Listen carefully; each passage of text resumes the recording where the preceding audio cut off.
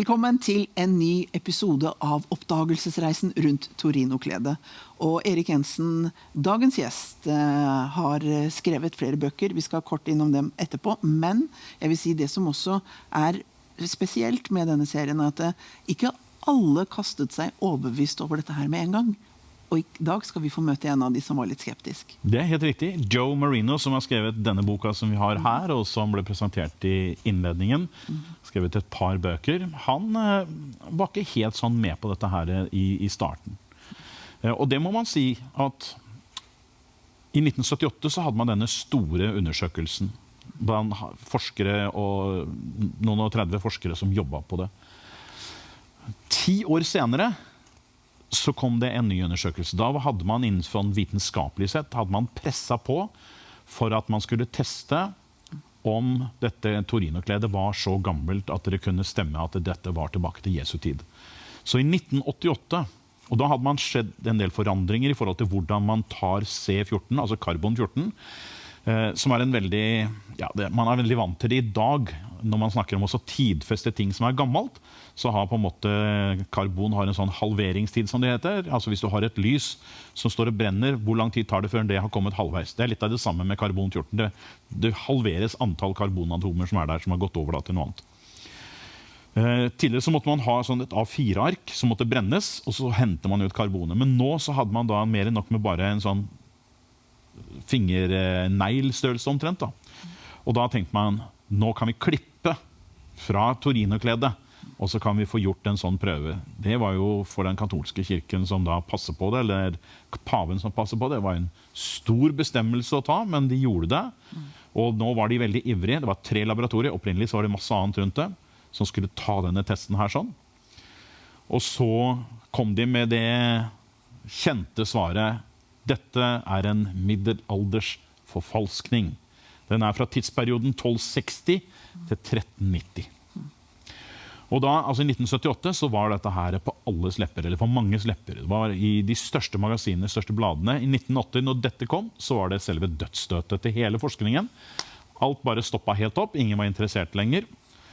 Unntagen en del av disse folkene som var dypt forankret i dette studiet, hadde jobbet med det, og fant ut at nei, men det her kan ikke stemme. Det er noe som ikke stemmer her sånn, og så tok man da tak i hele dette C14-prosjektet, og så ser man at her var det flere ting som man gjorde feil, rett og slett. Det hadde mange tekniske detaljer, som ikke skal, men hvis man orker å lese, så er jo denne boken da her, altså den er så tjukk som det. Så det er jo bare å lese etter øyet blir stort og vått, der de da klarer å peke på at det er ikke noen grunn til at den skal bli stående, den her saken. De har ting nå som viser at dette her er mye, mye eldre. Blant annet så har man sett at det er mynter på øynene som går tilbake til Pilatus. Og da har vi jo passert middelalderen for lenge siden, eller så må vedkommende som da har produsert dette her, eller forfalsket det, har vært i stand til å hente de myntene fram for å lage en forfalskning. Man vet også når det gjelder nedbrytning i linet, så ser man at det har man funnet lintøy fra Masada, som da har samme tidsalder, og der man ser at den nedbrytningen i linet, sammenlignet med Torinokledet, er helt identisk. Og da har vi allerede forskning som da viser at dette her er mye eldre enn denne saken. Så egentlig så er den motbevist, og så har Joe fordypet seg i dette studiet her. Så det er bare å glede seg, og så se hva dette har gjort med han. Da setter vi over til dagens program med Joe Marino.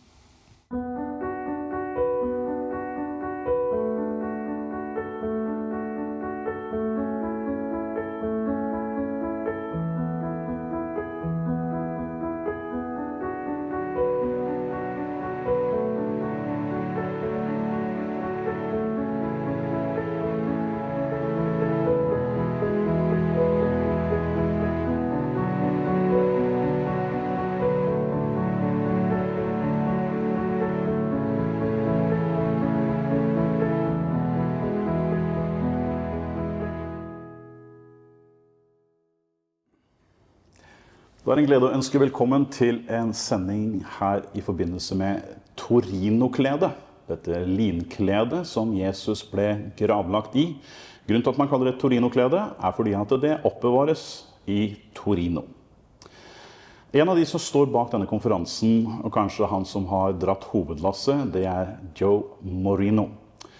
Han har en helt spesiell historie i forbindelse til dette likkledet, dette Torinokledet. Så han skal få lov til å dele det.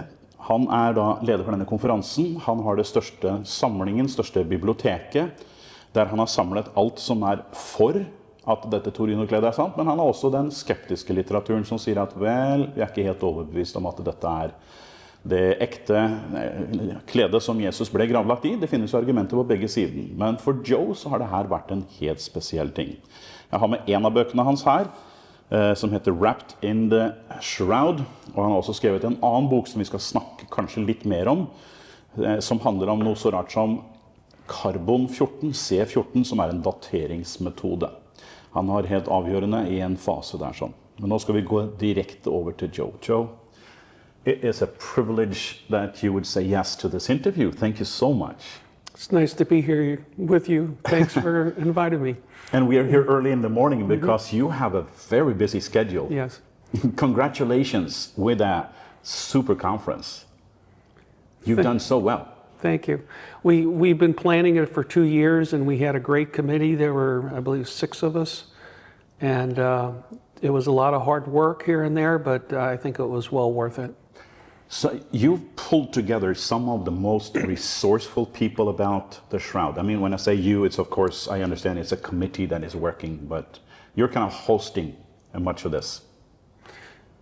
But you brought together some of the most resourceful people for this. Would you say that these are the top-notch guys? There's some of them. You know, if there would be other people that I would include in the group, but people can't come for various reasons, health and other commitments and that sort of thing. But you know, we had a full schedule anyway. We had like 49 speakers, so it would have been tough to squeeze a few more in anyway. Yeah. So. And it's early morning. I mean, we start, the first session is 8 o'clock in the morning, yes. And the last one finishes at 9 o'clock at night. Yeah. And there's 1 hour lunch, 1 hour dinner, and then That's it. Full schedule. No formal breaks. Nothing. Yeah. Incredible. In regards to this, you mentioned name, age. I can't help noticing that a lot of these people are getting up in age. What can we do to make this more appealing to the younger generation, do you think? Well, I think education is important. I met a young man that's 22. He's a computer whiz, and the Shroud changed his life, and he's very, very interested in the Shroud. And there's a group here called Athonia.org, and there's a young lady just became a new mother recently, and she's young and very interested in the Shroud. So I think as people are exposed to the Shroud, hopefully more people like that will get interested, because we indeed are getting up in age. I was a young person when I first got involved in the Shroud in 1977, and now I've passed the age of 70. And there are only 12 members of STRP left out of the original 30 some odd. Mm-hmm. You said your involvement, and this is where I really want to get at. What has the Shroud done to you? When you were in the skeptics panel the other night, you shared your testimony. Would you kindly share a little bit of that journey that you have been on? Well, I was born and raised Catholic, and went to Catholic grade school and Catholic high school, and never heard of the Shroud of Turin. We learned of Veronica's veil, which is probably a legend, possibly based on the Shroud. We don't know for sure. But I started reading a lot about religion and philosophy, I guess in the mid-70s. I'd been out of high school for about 5 years, and it was somewhat aimless in my direction in life. And I was reading Christian, non-Christian. I was agnostic, actually, despite my upbringing. And in the spring of 1977, I saw a paperback book on the Shroud, and it had a picture of the negative face, negative meaning lifelike, on the cover. And it asked the question, is this the face of Jesus Christ? And as I said, I had never heard of the shroud, and I thought, well, this looks like interesting reading. So I bought the book and read it in one sitting and was just fascinated by the information that had been gathered up to that point, which wasn't all that extensive because that was about a year and a half before Stirp went over to study the shroud. And Stirp, just a short. Yeah. Stirp is the Shroud of Turin Research Project, and that was a group of about 40 American scientists that worked in the nuclear and space industries in the United States, and they had been given permission to study the shroud, and they went for like 5 days around the clock in 1978. So for my first exposure to the shroud was about a year and a half before they did that study. So the shroud had been known in Europe fairly extensively, especially Europe. I mean, Italy, France, and Spain, and that sort of thing. But it wasn't that well known in the United States. There was a book that came out in the 50s, an English translation of a French book called A Doctor at Calvary. Right. But other than that, there were only one or two other books that you could even get your hands on in English. I just got very interested in it and I looked at the bibliography in the book that I had, and things were starting to trickle out, and I started collecting everything I could get my hands on. Originally, I was so convinced that it was authentic that I had an aversion to the skeptical camp and thought, they don't know what they're talking about. But after a short time, I thought, well, I really need to know what they're saying and really look at their arguments and not just dismiss them out of hand.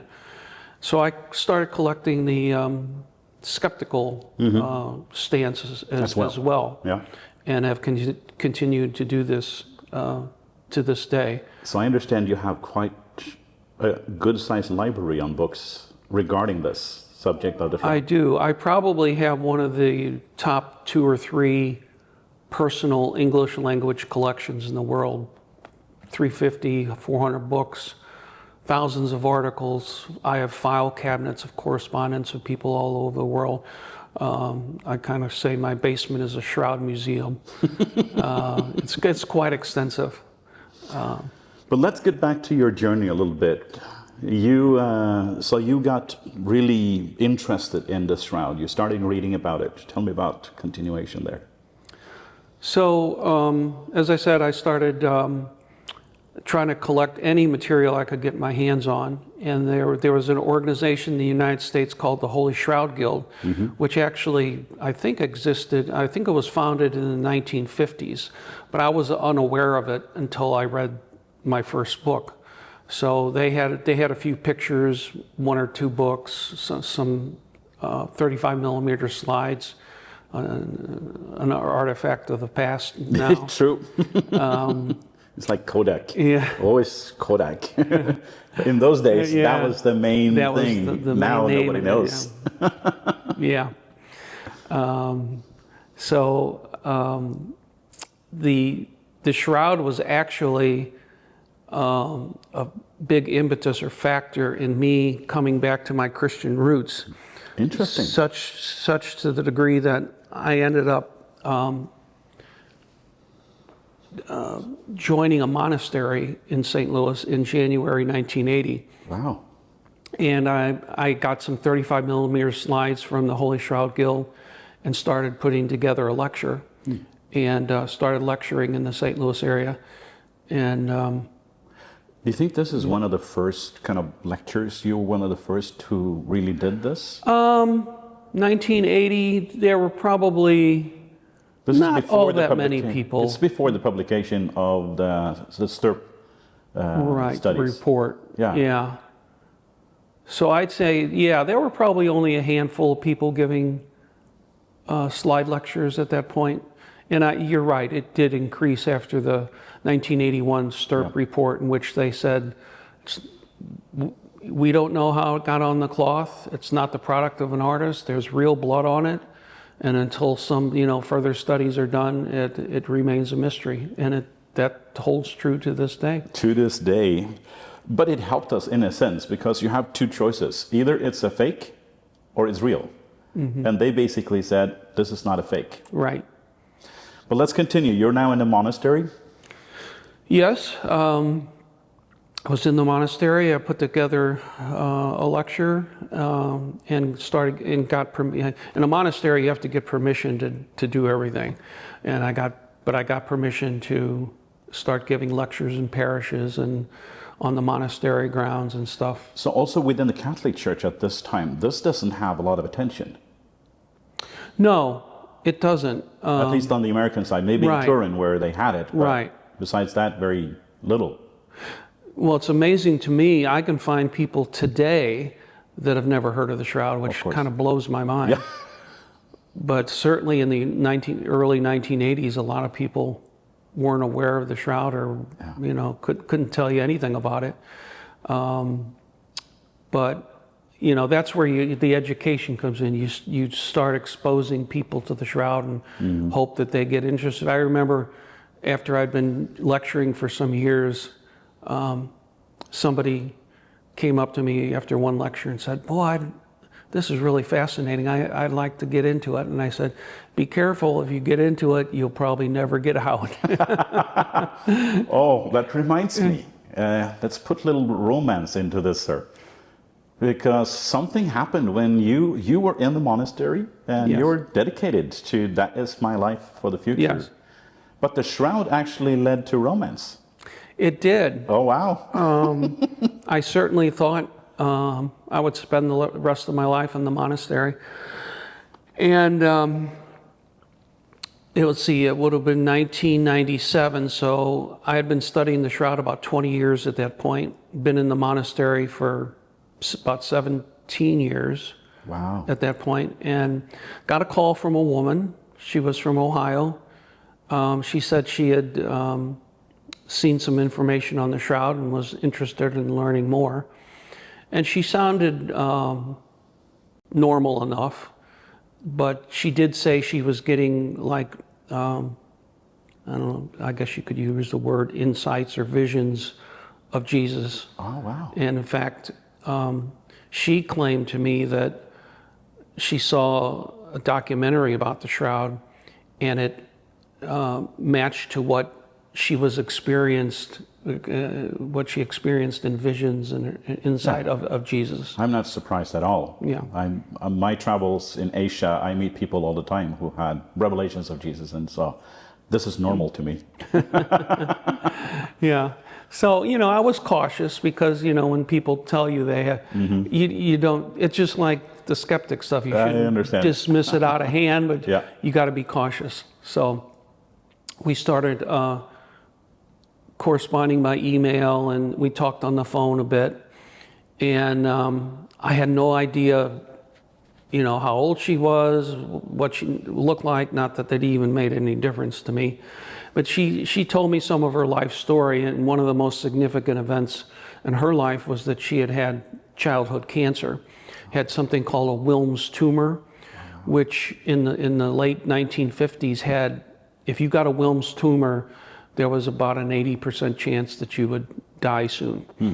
And they had just come out with a new treatment, and her parents decided to take a chance and try it on her, and fortunately it worked, and she survived. And she later got married and had several kids and was running 2 businesses out of her home. She got divorced, but was running businesses with the 2 little kids at home. And this is so funny. When you don't see somebody, you still form images of them based on what you know. And she told me that because she had radiation for the cancer when she was 5, her rib cage was abnormal. And she told me she was also, despite her handicap, she had become a power lifter. And she was the world champion in the 97-pound weight class. No way. Yeah. So, you know. Yeah, that's an interesting combination. Yeah. And again, not that it mattered, because I was in the monastery. I thought I was going to be there for life. And I thought, based on her saying she had an abnormal rib cage and was a power lifter, I thought, well, she's probably not all that attractive. But that she sent me a picture of herself and her two kids from the Columbus Dispatch newspaper. They did a story on her, and oh my gosh, she looked like Farrah Fawcett. And I can remember my first words when I saw the picture, and the words were, "Uh-oh." Oh, wow. That's interesting. So one thing led to another. We visited in person a few times. I actually brought her. Things moved along very quickly. I actually brought her to my spiritual director, who was a diocesan priest. And I kind of realized pretty quickly that, you know, I could be headed out of the monastery and headed in her direction. In fact, that's what happened. She lived in Columbus, Ohio, which is where I've been for the last 27 years now. And, you know, we fell in love, we got married, we started doing shroud research together. And this became very important. Oh, yes. The shroud work you did together, you said you could not have done this work that you have done without her. How? Because our research was very intense and focused, and we probably would not have been able to do it as well as we did if I was still in the monastery and we were just, you know, emailing manuscripts back and forth and that sort of thing. But, you know, we both felt that we were called together to do this work. And we did work that convinced Ray Rogers of the Stirp team that the area had been repaired. He thought the idea was silly, and he didn't even want to give it the time of day because he thought we weren't scientists. Sue had. We need to help our listeners here a little bit, because what you're talking about now is that there was a test, C14 test in 1988, right, that came out and said this is a medieval forgery. Right. And this is what you looked into and said, well, the area where they have tested, this is a place that has been repaired. And you wrote, together with your wife, I guess, yes, a book about this, a substantial book. We actually wrote a paper for a conference in Italy. Okay.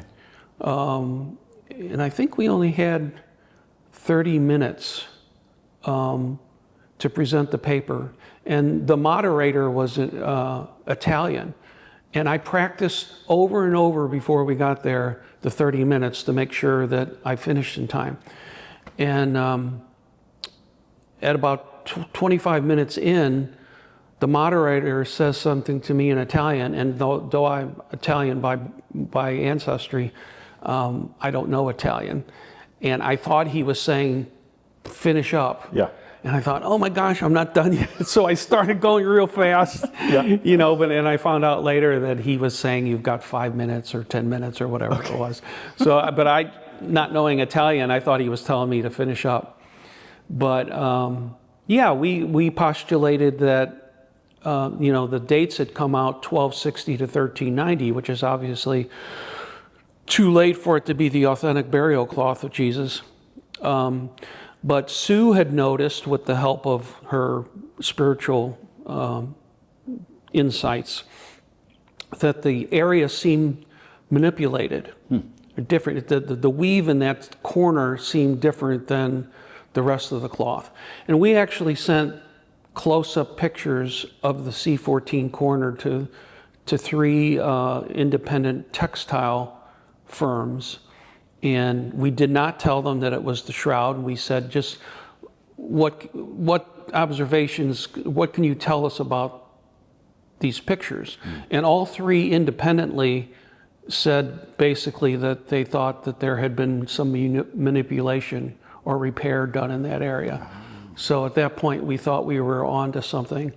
And then Barry Schwartz was at the conference, and who was the documenting photographer of Stirp, and he had the big website shroud.com, which he had formed in 1996. Which you have now taken over. Which I have taken over now. Yeah. Unfortunately, Barry died in June of 24. It's going to happen with all of us, but we'll join him sometime. Yeah. Not too soon, I hope. Yeah.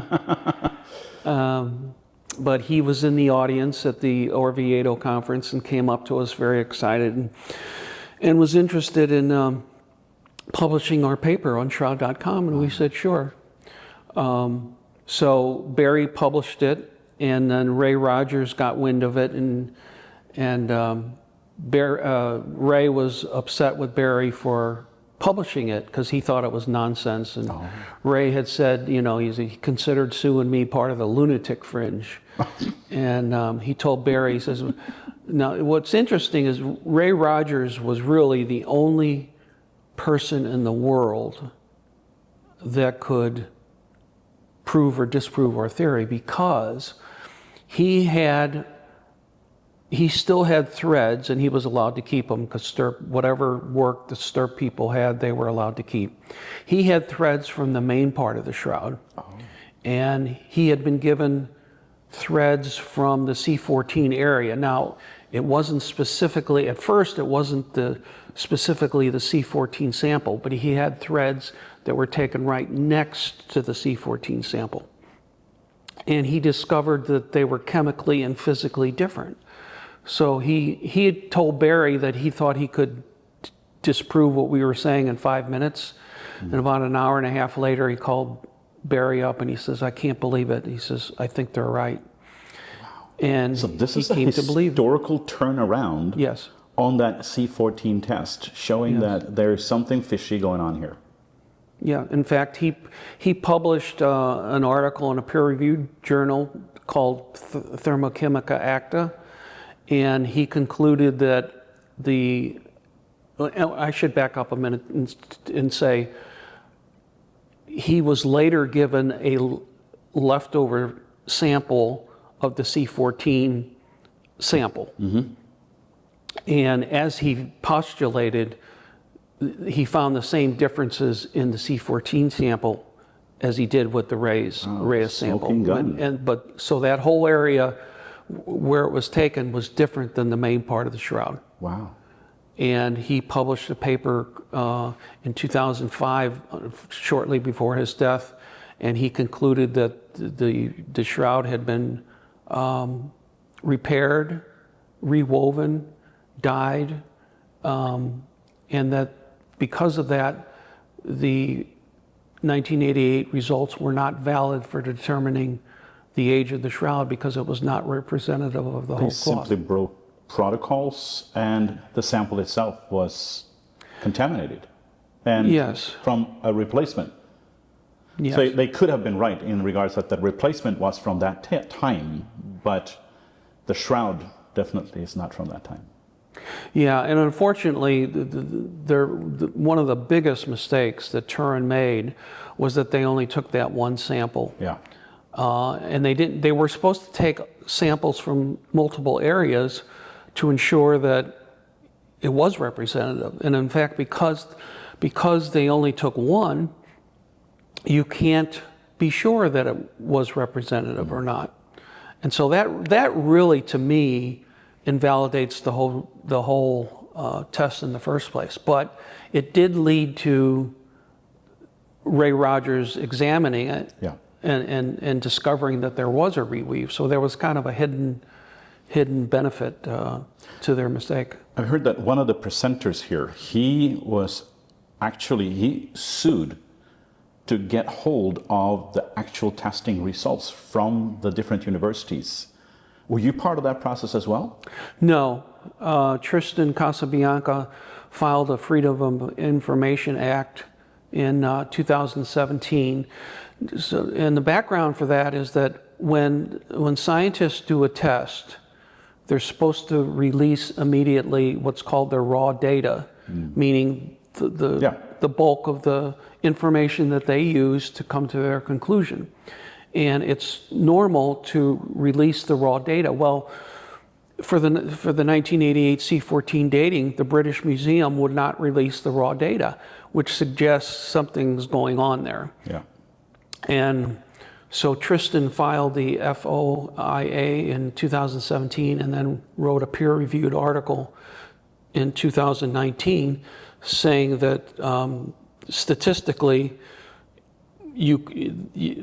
it contradicted the lab's claims that it dated 1260 to 1390 with 95% confidence because they actually had some subsamples that the date range were wider than the 1260 to 1390, but they didn't use those. Right. They just kind of averaged.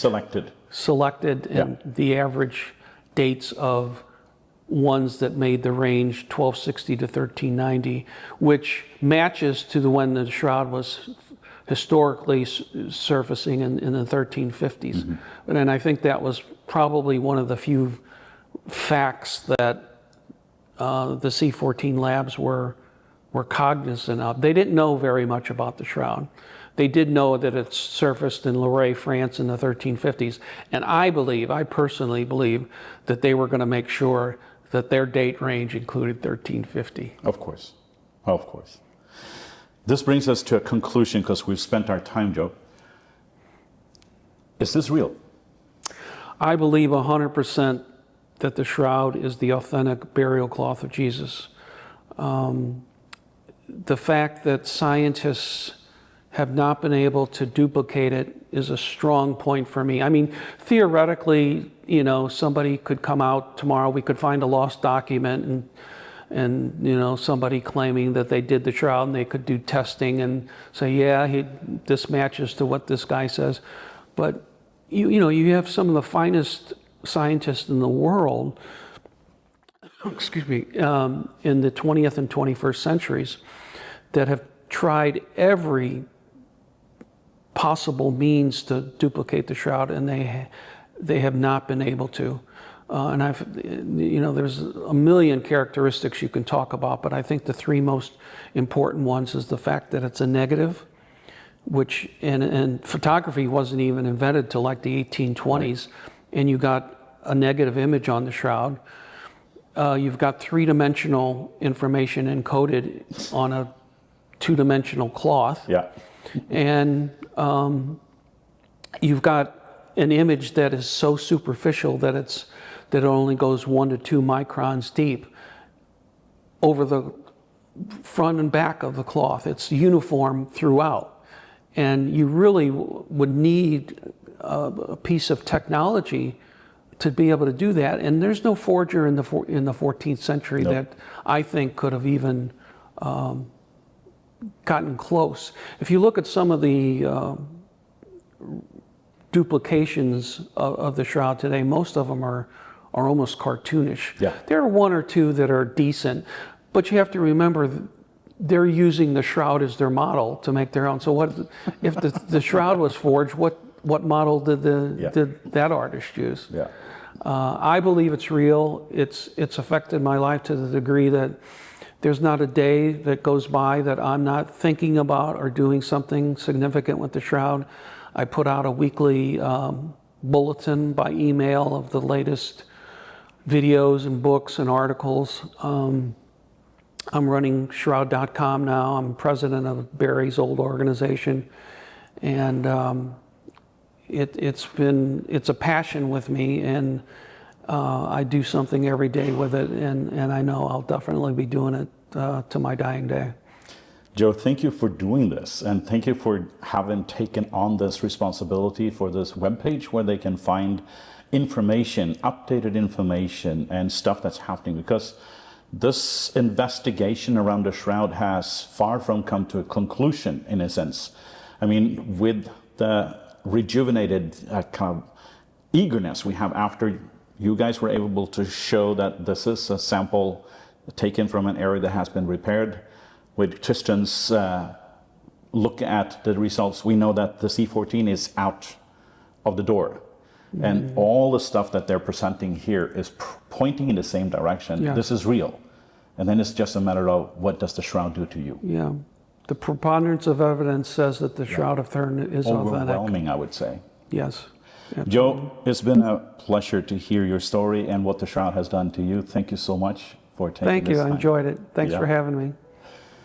Da har vi kommet til slutt på denne her saken. Du finner mer om oss på torinokledet.no, og der vil du finne artikler, og du vil finne disse TV-programmene der sånn, også så at du kan gå inn på det, og du kan også se det på YouTube selvfølgelig. Vi sier takk for at du har vært med oss i dag. Herren med deg. Takk for i dag.